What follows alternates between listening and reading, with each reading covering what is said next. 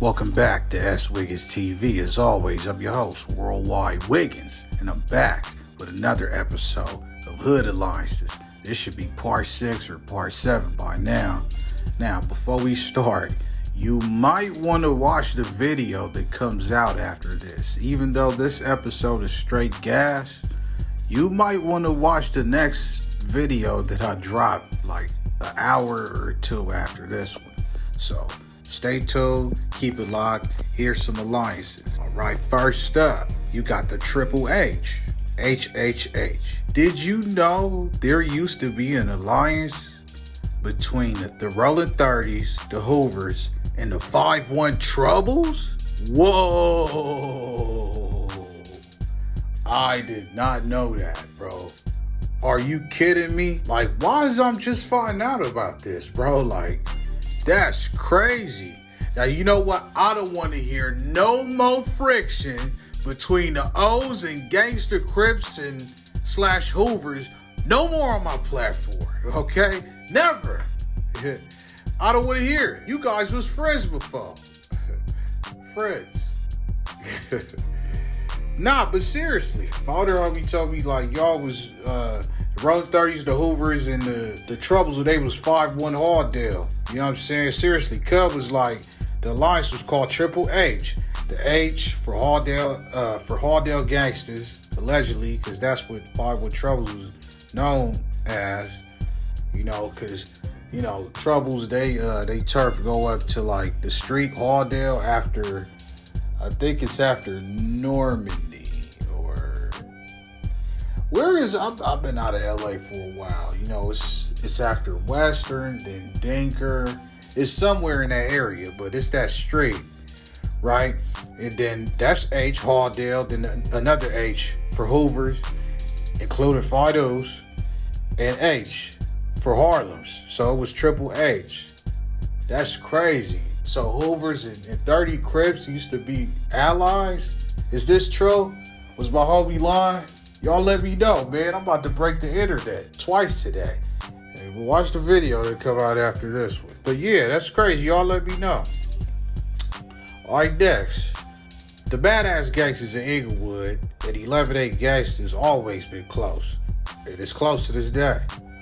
They got the same enemies like Neighborhood Crips, the O's, and the local Damus. Because Badass Gangsters push 11-1 and 11-8 push 11-8, they alliance is called the Aces and Ace. You know, it's common to see them, sport like the Ace of Spades and 8 balls, and that's kind of like they uniform, when it comes to banging. Now, did you know on another token that Mad-Ass Gangsters and the Pimp Town Gangsters from Rolling Hunters was really cool and was about to do some joint venture type ish like way back in the day? My homie told me Showboat for Mad-Ass Gangsters, who was Peacemaker, was real cool with Yogi, like the big homie, one of the founders of Pimp Town Gangsters. This would have been a step forward in the ceasefire between Gangster Crips / O's and Neighborhood Crips, but for whatever reason, it never happened. But we gonna find out too. Yogi, I ain't forgot about you, player. I got big plans for you, homie. Holla at your boy. While we on the subject, this is not really alliances, but I see a lot of people have a lot of questions about Gangsters Neighborhood. But here's a list of Gangster Crips that's cool with Neighborhood. You got, like I just said, the Pimp Town Gangster Crips, who was from Rolling Hunters / Neighborhood. Then you got the 8-7 Gangster Crips. They beef with Hoover and they cool with East Coasters. The 9-7 Gangster Crips, they cool with East Coasters too. The 4-pack Gangster Crips, like the 4-Tray, the 4-Deuce, the 4-8. They with the moving coast to coast and all that. The 10-5 Gangster Crips, who was in the Rolling Hunters too. I'm not sure. People say they're not around, but I think they are. It might still be some OGs and some young, you know what I'm saying? Y'all let me know. The Menlo Gangster Crips, even though I think, they pretty much Neighborhood now, you feel me? And the Budlaw Gangster Crips, who was also Rolling Hunters, like the Pimp Towns and the 10-5s. But yeah, I just did that, to let y'all know. All right, moving along. Now, shouts out to Mad Ronald, for the dope and legendary interview we done. We got a lot of history in that episode. But I see it's still a few out-of-towners and people that still got questions about the distinction between Rolling 20 blood sets. The Rolling 20 neighborhood bloods is on the west side. They have a large number of members and territory with several parks in their hood, which include Laura Miller Park and Hoover Park. This is the West Side 20s in the Adams District. Now, the Rolling 20 Outlaws is on the east side in the Low Bottoms area. Over there with the Bloodstone Paros by the AFCs and all of the. They turf is way smaller, but they similar as far as being surrounded by Crip and Latino hoods. Now, are these two hoods cool? Somebody asked in the comment section. Yes, they are. As a matter of fact, the alliance between the neighborhood 20 bloods on the west side and the outlaw 20 bloods on the east side is known as the ins and outs. Like the in letter for in for neighborhood and the outs for outlaws. So just keep that in mind. All right, moving along. The Hustler Nation is a collection of hoods with the Hustler's last name. But I see since about 103 Hard Time Hustler Chris versus Denver Lane's episode, it's a lot of people that need clarification because they not really sure on how certain hoods is cool with others and whatnot. So here's a quick breakdown. You know, I'm not from Hustlers. This is just my, what I hear from the homies or what I know from what I see, all right? But, all right, you got the 10-4 Hard Times. They neighborhood, they hunters, they not cool with Hoover at all. And they basically function like neighborhood Crips. They cool with most hustlers and at the same time. Then you got the 103 Hard Time Hustler Crips, however.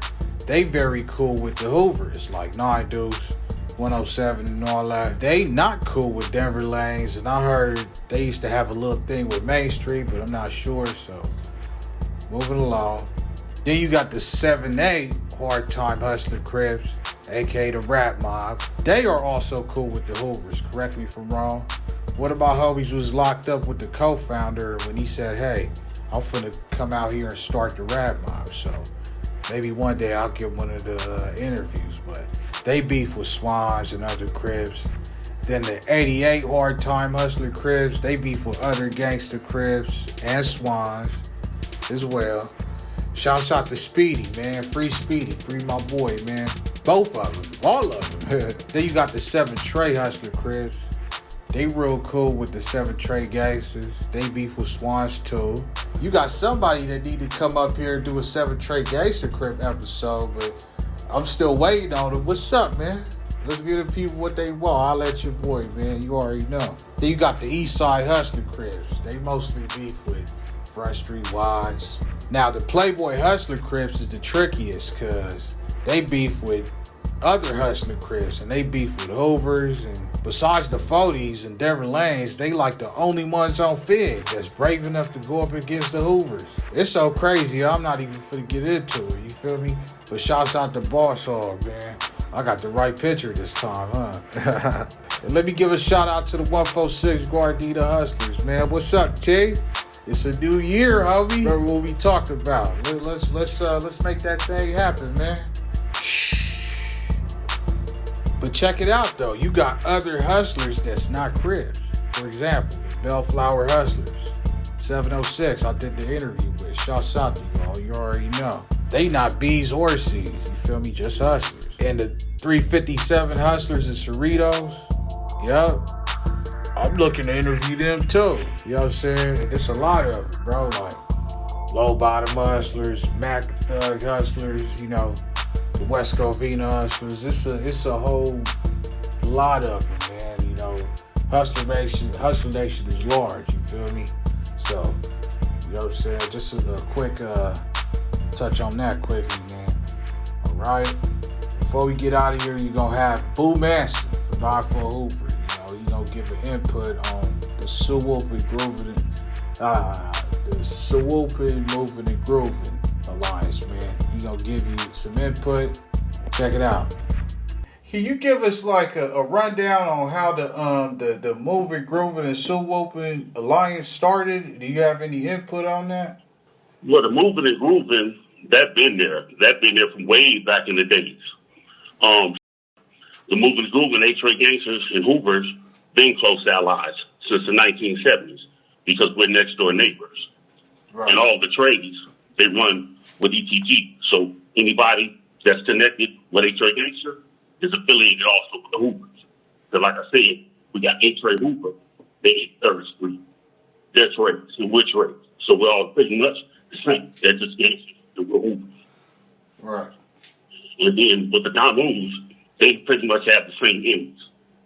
But you know, okay, so I'm gonna say this in closing. You know, there's people who, you know, respectfully to everybody out there, there's people that's like, okay, it's not really official.